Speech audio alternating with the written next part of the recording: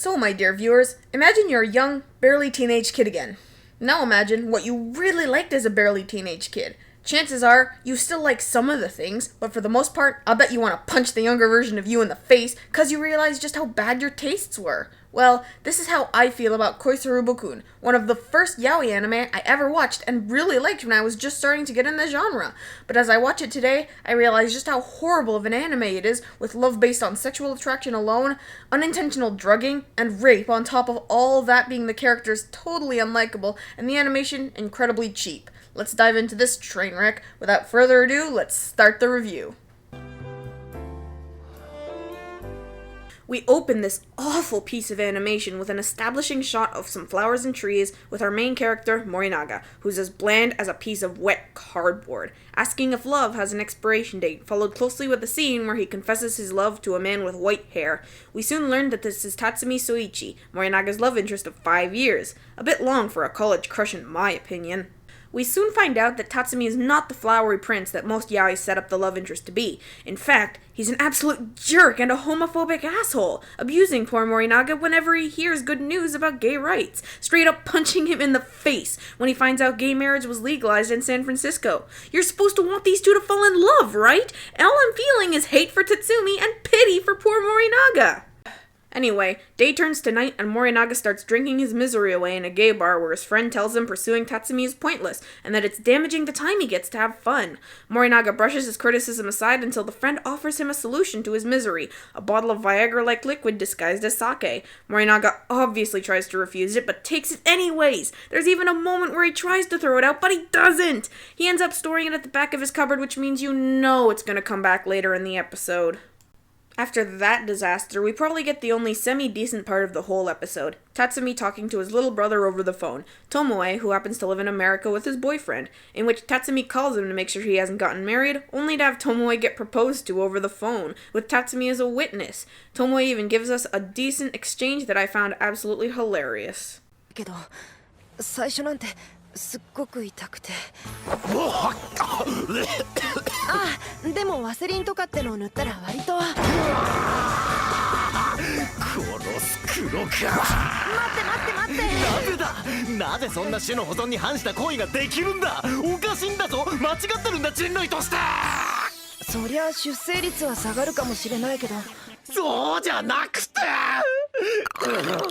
But this proposal pisses off Tatsumi so much that he vows to travel to America and abolish all the countries that, I quote, mass-produce gays. On top of being horribly written, this episode is offensive too. The transition to Morinaga comfort drinking with Tatsumi in his apartment, and Tatsumi demanding more snacks and booze as soon as Morinaga leaves. You know exactly what's gonna happen the moment he leaves through that door.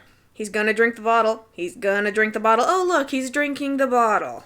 The drug takes a bit longer to work than Morinaga thought, though, and finally kicks in at about 2 in the morning, which makes Tatsumi wake up Morinaga. Some of these scenes that go on are just painful to watch.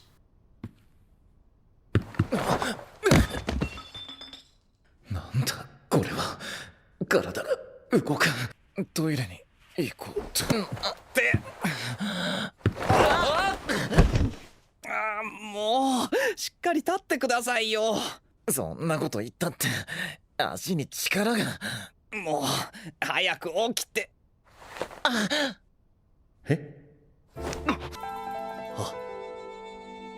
金銀だ金銀言うな This leads to a slow build-up with a lot of awkward moments until the climax where Morinaga inexcusably rapes Tatsumi in a scene where he's clearly in pain. Are we supposed to like this character? This makes all his charm and struggle disappear with one inexcusable action. I don't care if Tatsumi's an asshole. This isn't excusable ever. And that's how the episode ends, with Morinaga in the middle of raping Tatsumi. It's literally one of the worst ways to end anything. The second episode starts off a bit better, with the rape scene done and Tatsumi being so furious he tries to shank Morinaga with a broken off end of the Viagra bottle. A scene I would have loved to see, but the rape drained Tatsumi's energy so badly he can't even stand. So instead, he punches him in the face. A satisfying scene after what Morinaga's done to him, and demands that Morinaga get out. Leading to a scene where Tatsumi breaks down in the shower, close to crying. Just in case you thought that this wasn't a rape, he even takes a week off school to recover from the events. On top of this alone, watch this clip and you'll see another pretty large problem with the anime.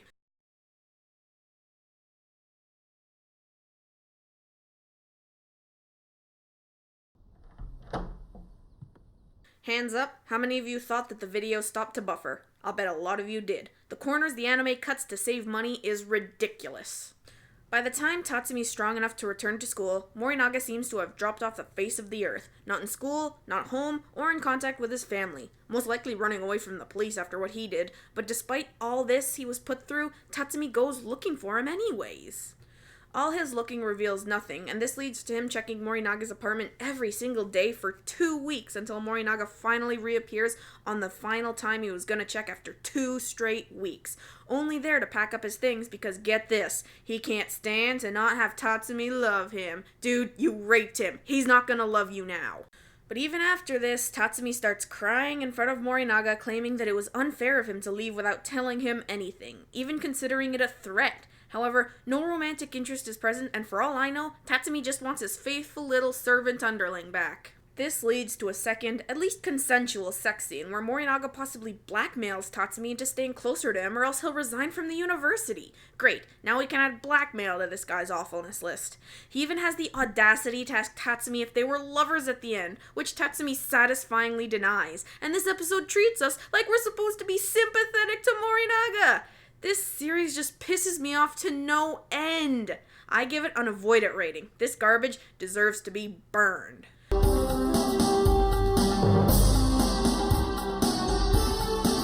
This series has potential if written differently and correctly. Avoid the drugging, shift the main character to Tatsumi, and instead have Tatsumi realize he loves Morinaga consensually, but he still has his history of being a homophobe. So not only does he have the internal conflict of discovering this new part of himself, but he also has the external conflict of trying to convince Morinaga he loves him in return despite his past behaviors.